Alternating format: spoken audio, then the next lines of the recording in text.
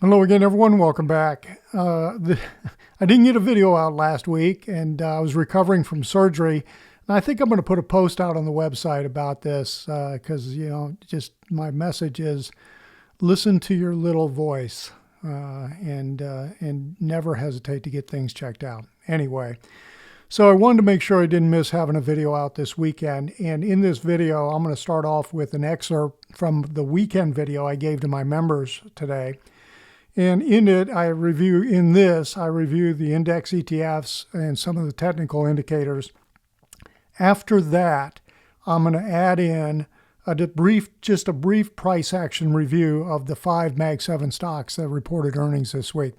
I hope you find it helpful. The S&P 500 up 48, and the Nasdaq 100 was up 500 points. All right, so let's take a look at what we've got. So we still, on a weekly basis, have some divergence here on the RSI. We definitely have it over here on the SPX, but it has slightly disappeared here on the Nasdaq 100. Now, this little formation, we're going to talk about this look that we're seeing. This has got some potential. The way this is gapped up and it's just sitting up here all by itself, potential for a little reversal setup. Let's take a look at the industrials versus the transports. Wow. I mean, this is just amazing. Just amazing. Really, the difference is pretty incredible. The transports were up 435 points this week, though. Okay, so let me go back. Let's go to the home screen. We got the Dow Diamonds up here. But one thing I want to show you first is the monthly view. I'll have this on the macro watch page. This is the monthly of the Dow Industrials. So I'm not sure if this little month in here was an up month or not. It looks pretty flat, but I mean, let's assume that was flat or slightly up, then we've got like 6 in a row, right? I mean, pretty amazing move in here. We've had 5 in a row back over here at the end of 23 going into 24.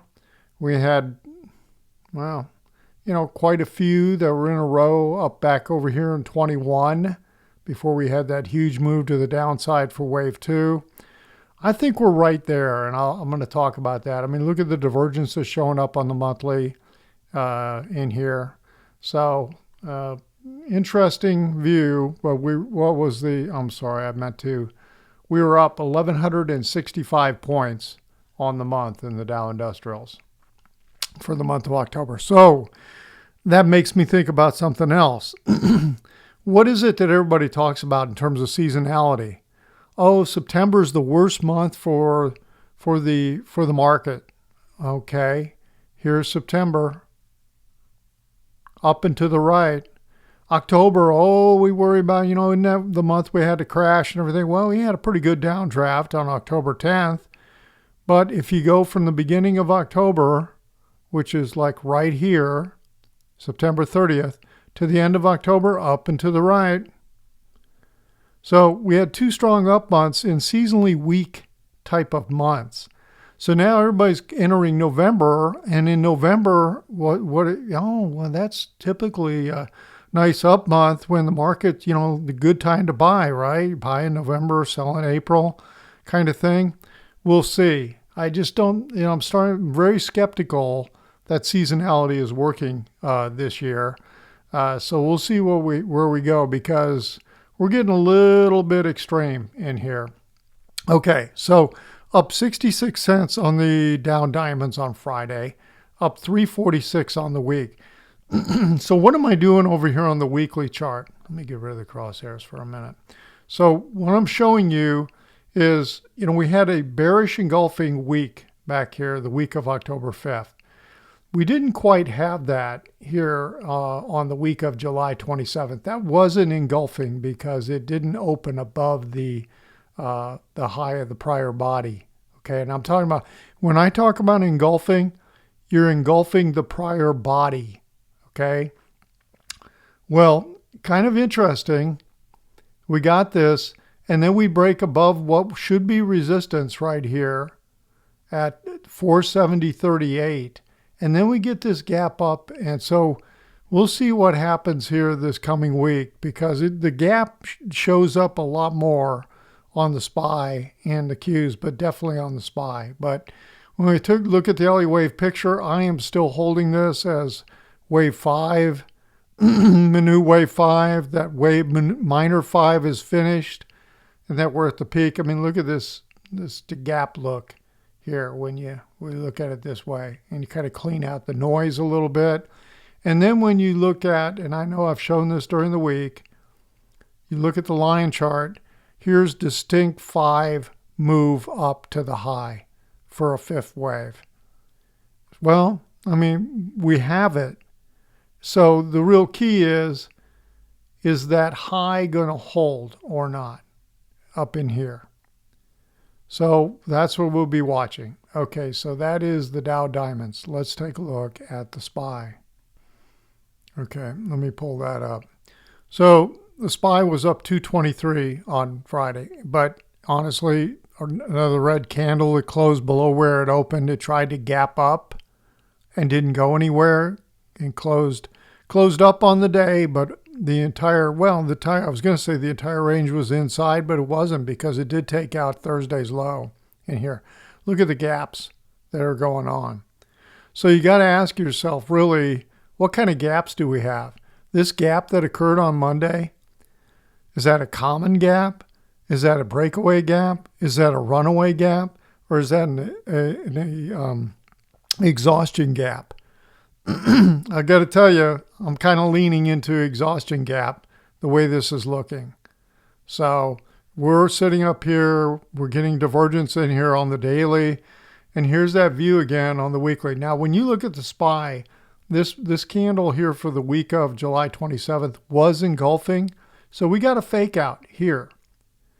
Now, there was no fake out back over here in February. That bearish engulfing candle, that was the start of the move down, okay? Well, we had a fake out here and it broke above the high. Let me get the crosshairs. We're talking about right here. We closed above. To get a break out of the resistance, you got to close above it. And we did, and then just started to push and push and push. Well, here we go again. So the real question that we're kind of asking ourselves, is this a bull trap? Or is this a reversal in the works? Okay, so it just looks very suspicious to me, and we'll see whether or not this is going to hold. And so when I look at the LE wave picture, given where I've got this wave count, given what I'm looking at in here, and the same thing when we look at the line chart, we've got 5s. This is a little funky, I'll admit, but 1, 2, 3. This looks longer than this. So I think we have 1, 2, 3, 4, 5 up. Okay. We're in the process of maybe doing a little M top on the close. So we'll see what we get in here in terms of follow through. Now, if we take out this high, then all of this goes away. But, I continually adjust, and you have to. You continually adjust based on data that has recently introduced itself, okay? And you're always going to get new price action, new price data, etc., and you have to adjust. But right now, this continues to reinforce this wave count. And so let me show you the longer term channel I've got in here. This is the way I've got this carved out. And I've got this going from the COVID crash low. Okay, so that's what we're looking at in terms of the waves in here on the SPY. And right now we're up the top of the channel here on the 3rd wave. And the dash line over in here is looking at, waves 2 and 4 projecting from 3. And so, we got pretty significant divergence showing up here on the weekly. And we're at the top of the channel. And it just looks to me like it is ripe. So again, we need the market to tell us, it needs to show us that it truly is going to break down, reverse, and come back south. So that's what we're going to be watching this coming week for sure. Okay, let's take a look at the Qs. Okay, here's the Qs. Up 302 on Friday. Similar kind of look, although it did take out Thursday's high on a gap on the open, right? I mean, look, we closed all the way down here. We open all the way up here and then just kind of pull back, pull back, pull back. Still ended up with an up day, though. For the week, up 1197, but here's that same kind of picture. Almost looks like this is going to turn into, like if I go back to the SPY, you know, like this could end up candlestick an evening star kind of thing. But to get an evening star, we probably need to gap down on Monday and then have a bearish candle for the week. And then that would create that kind of a picture from a candlestick picture. So I have no idea whether that's what's going to happen. But anyway, it has that look. Now, again, back here in July, we got a fake out on an engulfing candle. There was no fake out in February. You know, now here, look how we had a bearish engulfing candle right here for the week of, what is that? December, give it to me, the week of December 15th of last year, right? Well, what's interesting is we never closed, I don't believe, above what would be resistance. When you look at the two candles together, the resistance is the high of the pair. 539.15. We didn't close above 539.15. We never closed above that. And it took a while for anything to come into fruition in terms of a move down, but we got another bearish engulfing candle back here in February. So we get a fake out here, we close above it, and the market continues to push to the upside. So now we have this again. Again, I'm asking, fake out or breakout or bull trap. Breakout or bull trap. And I tell you, at this point, I'm leaning into bull trap, especially where I think we've got the wave count. And not here. This is what I'm looking at. I think we've got wave 5. This is what I'm looking at on the channels. We're above the channel in here. We're breaking out. We're in that 5th wave. It's just ripe, ready. Now the divergence kind of went away. So that's the one fly in the ointment that I'm seeing, is that the divergence went away. But it really didn't over here when I look at between the end of the 3rd minute and the end of the 5th, because I've got this as an expanded flat, expanded or irregular flat, irregular correction. Okay, so this is the high 602.87, and look where the RSI is, and there is definite divergence between the two, the end of 3 and the end of 5. And again, if I show you close only, I think, if you could say, 1, 2, kind of a sideways correction, 3, 4, 5. That's the possibility. Now, I did tell you that there was an alternate. The alternate could be 1, 2, 3, 4. That maybe 4 is still underway, and then we have another slight push to the upside. So we'll see. This could be one that's, the Qs are a little bit maybe a fly in the ointment in here, so doing something a little different from the SPY. We'll see how that works out this coming week. Okay, let's take a look at the Russell 2000. IWM. Okay, let me make sure I can see this. Up $1.38 on Friday. And I don't need to... let's do this, visibility 1 week only.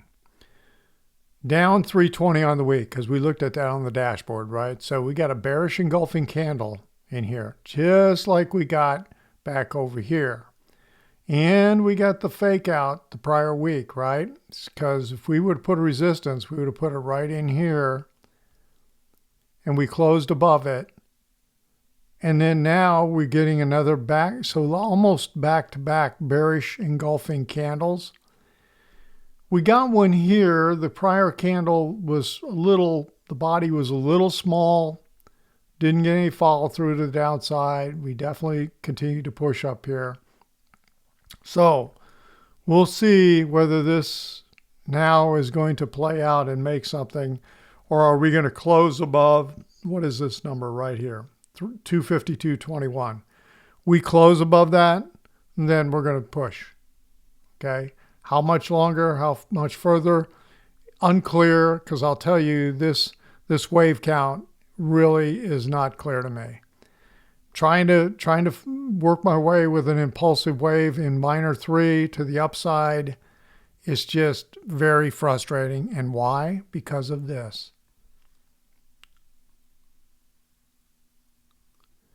Since mid-September, this has done nothing but chop. Okay. It's just been a mess since mid-September. So what is really going on with it is unclear to me. I think there's a real possibility that we have something, like maybe 1, 2, 3, 4, 5 to finish off this first impulsive wave.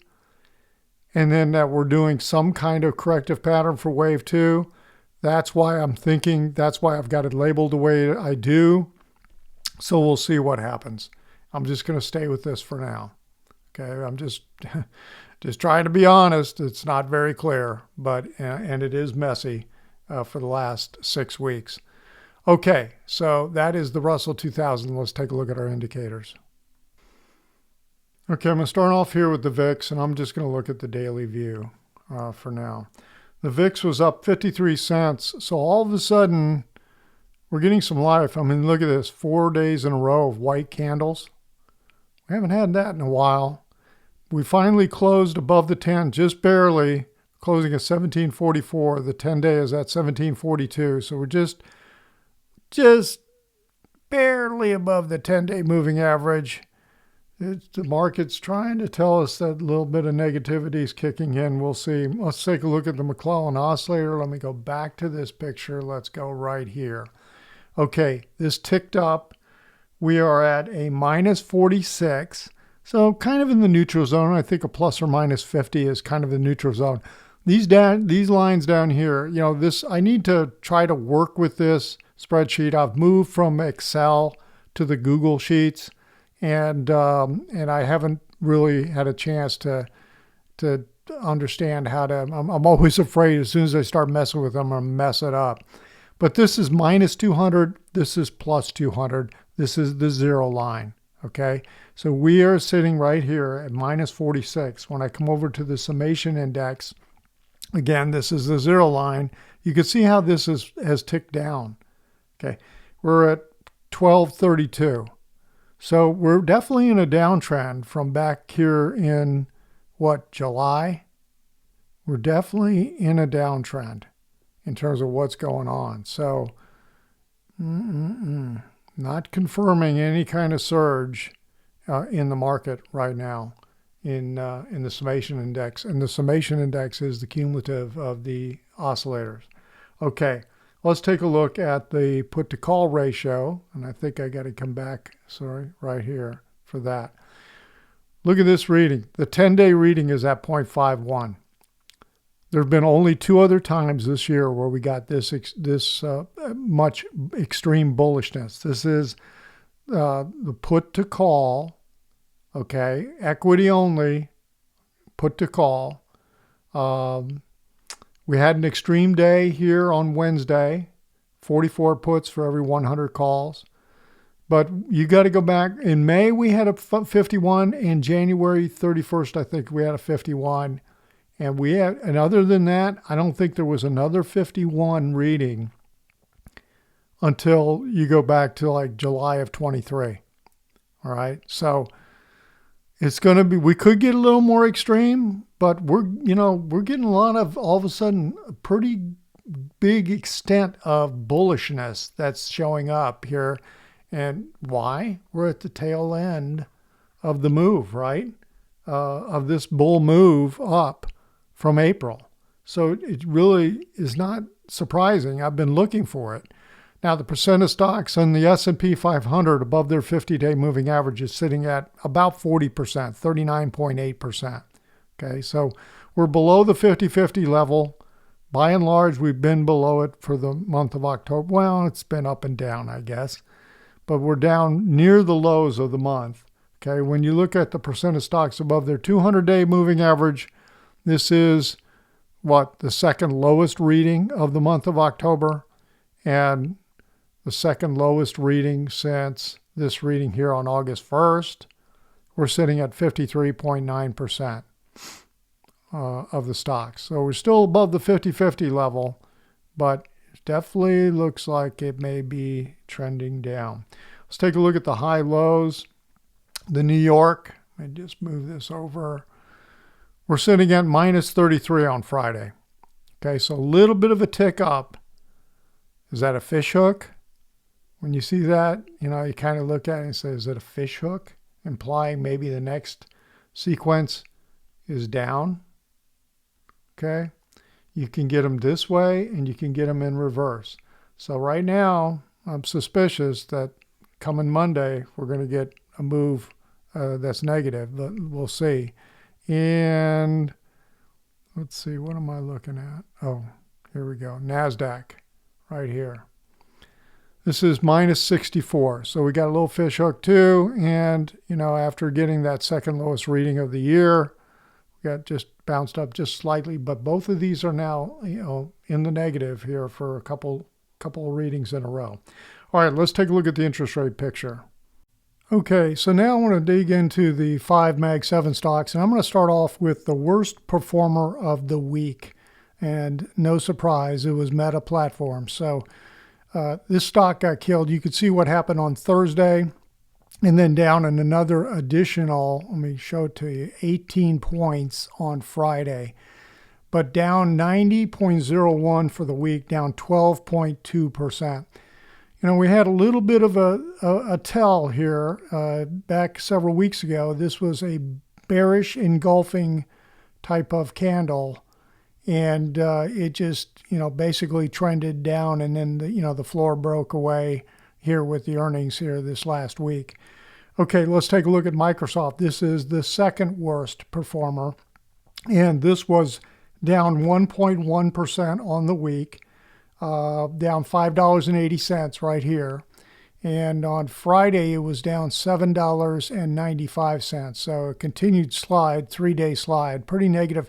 So here's where, earnings, I think it was Tuesday, wasn't it? Yeah, so it was Tuesday.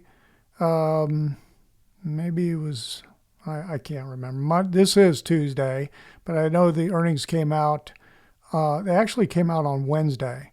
So it's interesting that on Tuesday we had this big rocket up in here, but not a very bullish looking candle, is it?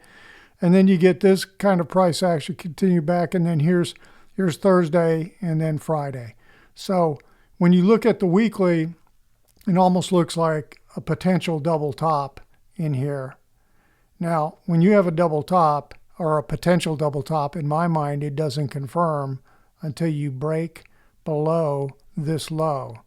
And what is that low? That is the week of August 30th, right? Let's see. Yeah, the week of August 31st.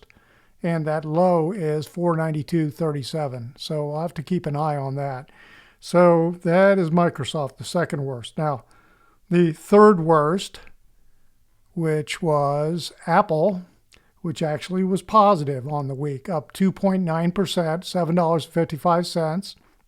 So earnings come out Thursday evening, gaps up at the open on Friday, goes nowhere, and sells off all day long, and closes down $1.03 on the day. So not a super positive reaction, but, it had, some pretty decent movement, prior to the ER coming out. Okay. So, this definitely has pushed further than I ever thought it was going to push. Clearly what I thought was a triangle down here must not have been a triangle, because this just did not play out the way I thought it was going to play out. I mean, we just had a very, very strong trend that just continued to trend.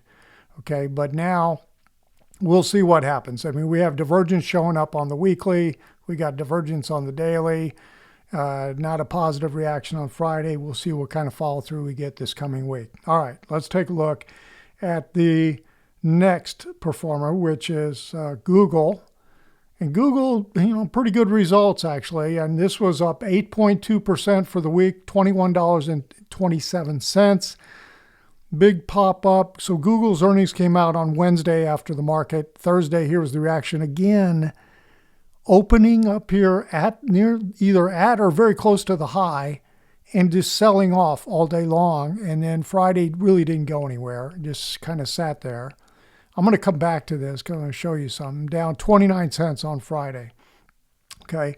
Then the star of the week, Amazon, up $20 and a penny, but 8.2% on the week. So percentage-wise, this was the best performer of the five, without a doubt. But again, look at the price action that we're getting in here. This kind of, huge gap up. So here it sold off on Thursday. It was down, and then, big move up on Friday, gapped up. But then after it opened, it just started selling back off. So it's going to be interesting to see where we go. So looking at Google, or Amazon and Google, looking underneath the covers a little bit, I'm looking at this 130-minute time frame that I like to look at. I look at 130 minute, 195 minute, 65 minute. It divides the day evenly, okay? 3 bars, 3 candles to the day, okay? Now, this first candle looks like a hanging man, but it doesn't quite meet the criteria. A true hanging man, the shadow, needs to be 2 to 3 times the length of the body, and I don't believe we have that for that first candle here of the day on Friday. So it'll be interesting to see where this goes. But when you look at Google, a different story. This is definitely a hanging man, which is very negative. Was confirmed the next day, the next candle, which was midday on Thursday. And we've sold off a little bit, so it's going to be interesting to see how far does it go. Not quite sure what we're going to get. If you look at, for example, just for grins, let's just take a look at the move from here to the high. A 50% retracement of that would take you back down to 267, 268. Okay, and then you got this little consolidation area right in here. So that would be my expectation. If we continue to sell off, where would the stop be on something like this? I would say, well, if this were to be played out, where are you wrong? You're wrong if it closes above the high of this candle. So we'll see what happens with all of these this coming week. So that's it for this video. I hope you found it helpful. If you did, give it a thumbs up. If you're not a subscriber to the channel, hit that little subscriber button. And if you'd like more of this information on a regular basis, head on over to joehenches.net. Everyone have a great week. We'll talk to you on the next video.